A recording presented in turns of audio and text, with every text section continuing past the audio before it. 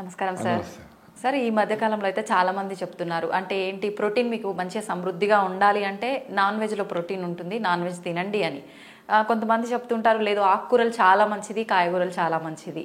అసలు నిజంగా non veg అనేది మంచిదేనా సార్, తినొచ్చా? ఇప్పుడు మనము అంటే నేను నా ఒపీనియన్ చెప్తా.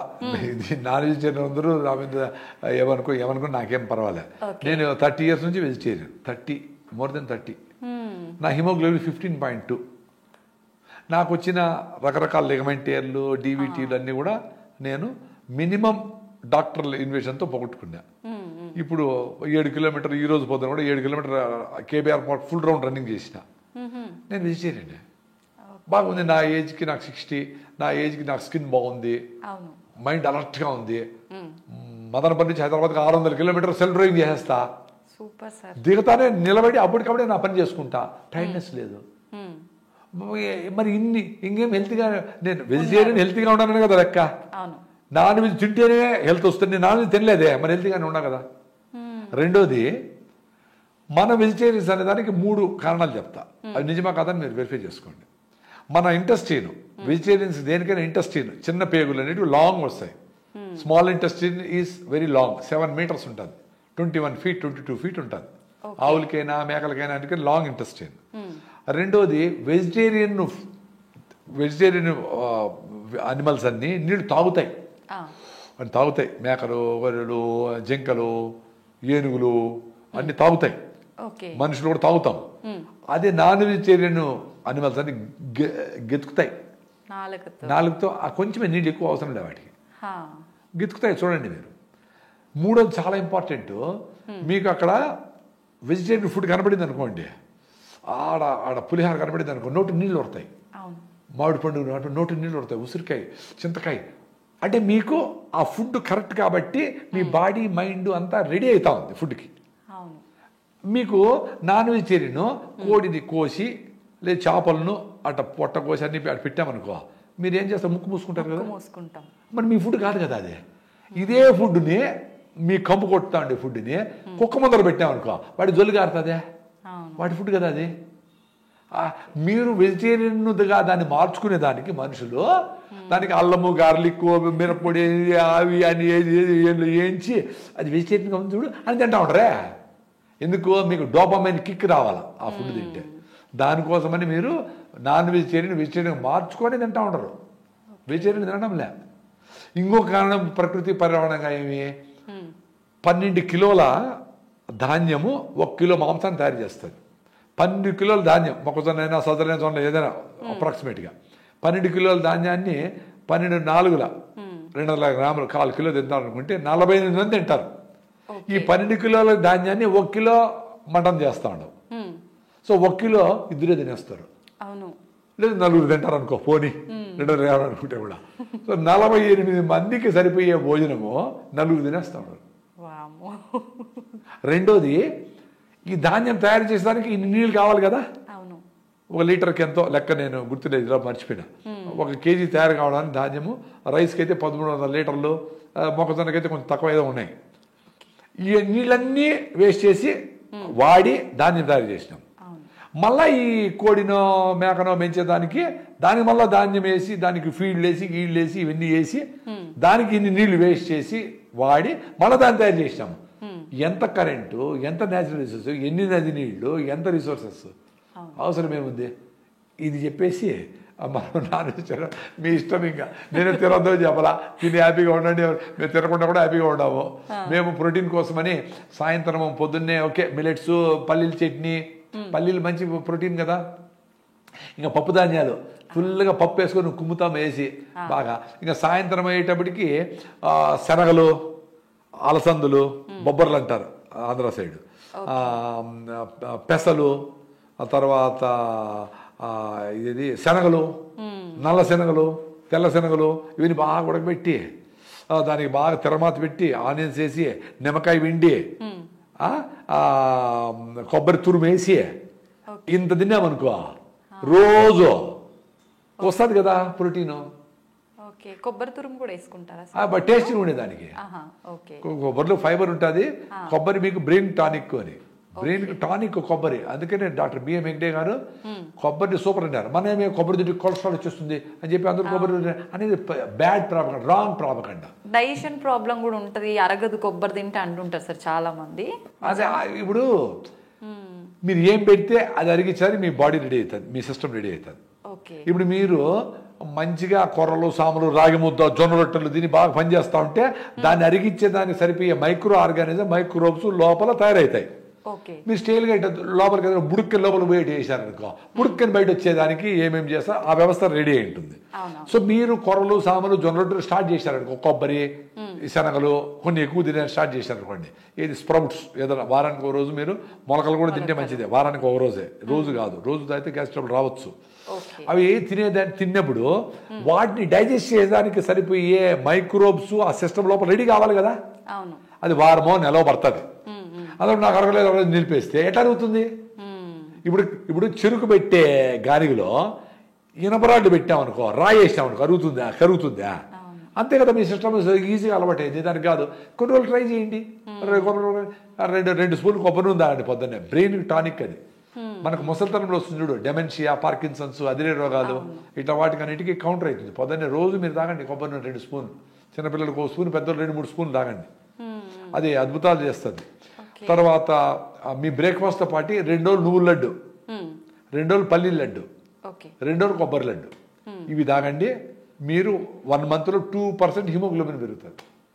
ఇది అద్భుతం. ఇంకేం అవసరం లే. మీరు లడ్డు చేసే టైం లేకపోతే మీ బ్రేక్ఫాస్ట్ టేబుల్ మీదనే ఒక గ్లాస్ బాటిల్లో నువ్వులు కొద్దిగా వేస్తే టేస్ట్గా ఉంటాయి, ఫ్లేవర్ బాగుంటుంది. వేయించారు పెట్టండి. బెల్లం ముక్కలు చేసి పెట్టండి. ఆర్గానిక్ బెల్లం, నల్ల బెల్లం, తెల్లగా ఉండేది కాదు. తెల్లగా ఒరిజినల్గా ఏమైనా రైస్ చేస్తే తీసుకోండి, కానీ తెల్లదాని కోసం కెమికల్స్ కలుపుతారు, అది మంచిది కాదు. హైడ్రోస్ అన్ని కలుపుతారు, అది మంచిది కాదు. పల్లీలు రాత్రి నానబెట్టేసి పొద్దున్న అన్ని పల్లీలు 2 రోజులు పెట్టండి. బెల్లం, పల్లీలు, బెల్లం 2 రోజులు కొబ్బరి కొట్టేసి కొబ్బరి మొక్కలు బెల్లం పెట్టండి. సో మీరు లడ్డు చేయాలా, లడ్డు చేసే టైం ఓపిక లేకపోతే మీరు అట్లే నువ్వులు వేసుకొని బెల్లం ముక్క లోపల వేసుకోండి. లడ్డు లోపలే తయారవుతుంది. ఏమైనా లడ్డు అయినా మనం తినే కదా తినేది. లడ్డు చేసే టైం లేదు, బిజీ కదా. ఏదైనా చిన్న పని చెప్తే అమ్మా పని టైం లేదే అంటాడు. మరి ఇన్ని మిషన్లు, ఇంత అదృష్టం, ఇన్ని లిఫ్ట్లు, ఇంత కరెంటు, ఇన్ని గ్రైండర్లు, ఇన్ని వచ్చినాయి కదా, ఇంకా టైం లేకపోతే ఎట్లా? ఆ కిచెన్ గౌరవించి ఎవరో ఒకరు డెడికేట్ అయ్యి అమ్మో నానమ్మో 2 ఉద్యోగం చేయకుండా మొగుడో 40 పాకం బాగా నేర్చుకొని ఆయన చేసి మంచి ఫుడ్ ఇంట్లో తిని ఇల్లు సర్దుకొని ఇల్లు అన్నీ చూసుకొని చాలా పెద్ద పని అది.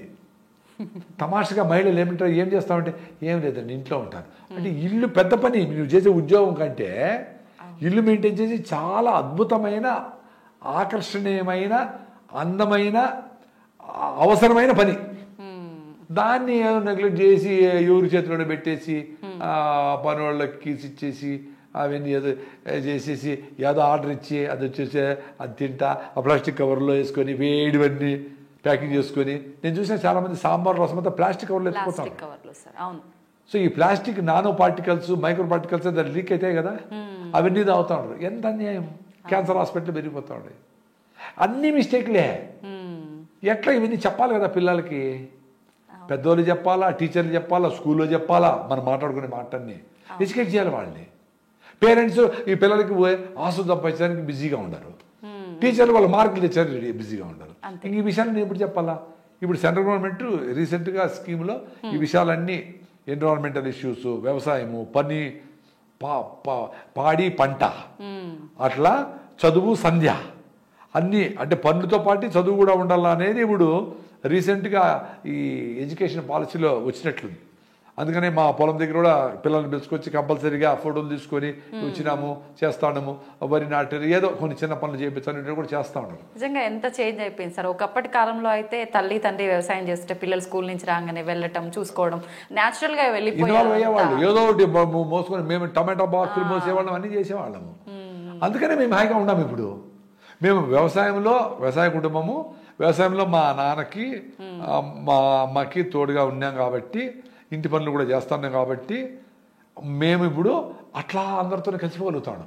అసలు వ్యవసాయ విధానాలలో ఆ జాయింట్ ఫ్యామిలీస్ అనేదే పెద్ద సైన్సు. సో ఇవి వీటిలో కలిసి బతుకుతా ఉన్నాం కాబట్టి మాకెవరు సపరేట్గా పర్సనాలిటీ డెవలప్మెంట్ ఏం అవసరం లే. పర్సనాలిటీ డెవలప్ అయిన వాళ్ళతోనే కలిసి ఉన్నాం కాబట్టి ఆటోమేటిక్గా వచ్చింది. సో నాకు ఎవరు కొత్త పాత ఎవరు ఏం లే. ఏదో బస్సులో పోతా అంటే వాడికి ఏదో సమస్య నేనే ఎందుకు గుంతు రాగుంది థైరాయిడ్ ఏదో చెప్తా ఉంటా, మాట్లాడుతూ ఉంటా.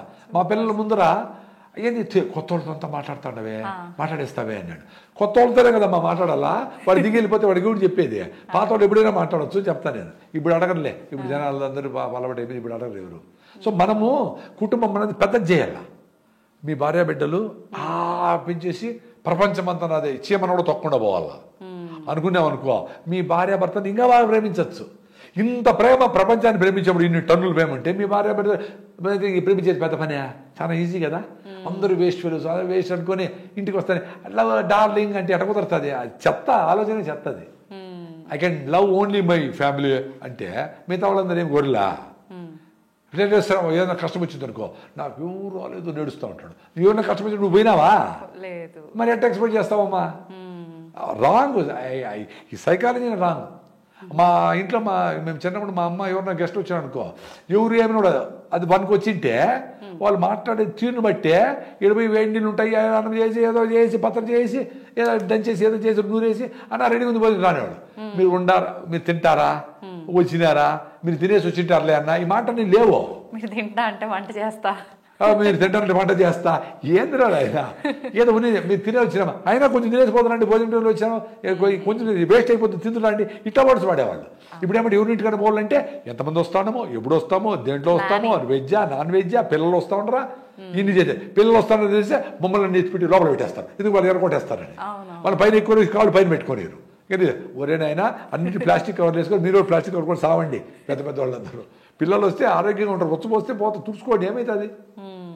ఎంత పిలిచేది ఎందుకు, వాళ్ళు వచ్చి టెన్షన్ పడేది ఎందుకు? అందుకు ఎవరు పిలవడంలే, ఎవరు ఇంటికి పిలవడం. Okay will have a get together ఎక్కడ అంటే సరోవర్ హోటల్ ఆడేది. ఇంటికి వస్తే పని ఎక్కువ గలీజ్ అయిపోతుంది, మళ్ళీ క్లీన్ చేసుకోవాలని. అరే నీ ఇల్లు అందరి ఇల్లు మన ఇల్లే అనేవాళ్ళు, నా ఇల్లునే. ఇప్పుడు ఇంట్లో కూడా నా రూమ్ అంటున్నాడు పిల్లోడు, కూతురు రూమ్ వేరే కొడుకు రూమ్ వేరే. ఏంది ఎక్కడికి పోతా ఉండరా స్వామి? అందుకే హ్యాపీనెస్ లేదు ఎవరికి, అంత సెల్ఫ్ సెంటర్డ్ అయిపోయి సెల్ఫ్ సెంట్రిక్ అయిపోయినా. నిజంగా అసలు సూపర్ సార్, అసలు మీ మాటలు వింటుంటే అట్లా వినాలనే అనిపిస్తుంది ఎంతసేపు అయినా. పాటించండి, హ్యాపీగా ఉంటారు. Thank you sir. Sir, one life lesson what medicine has taught you. Whatever you can do without expecting. But I really believe మన పాజిటివ్ యాటిట్యూడ్ ఉంటేనే మనం ఏదైనా సాధించగలం. గట్ ని మనం కరెక్ట్ గా డీల్ చేసినట్లయితే అది మనకి పాజిటివ్ హార్మోన్స్ ని రిలీజ్ చేస్తుంది. షుగర్ వచ్చిన వాళ్ళ పరిస్థితి ఏంటి? పొట్ట దగ్గర పెరిగితే దాన్ని ఆండ్రాయిడ్ అంటారు, ఆండ్రాయిడ్ ఫోన్ కదా. అసలు థాట్స్ ఎందుకు వస్తాయి? బ్రెయిన్ డెడ్ అంటే దానికి ప్రపంచం అంతా కూడా కొన్ని నిర్దిష్టమైనటువంటి లక్షణాలు. మానసికంగా ధైర్యంగా ఉంటే క్యాన్సర్ జయించవచ్చు. You are a doctor for a cause sir, అంతే. వాళ్ళకి వచ్చిన ఆదాయం కాకుండా ఫ్రీ సర్వీస్ ఎంతమందికో చేస్తారు.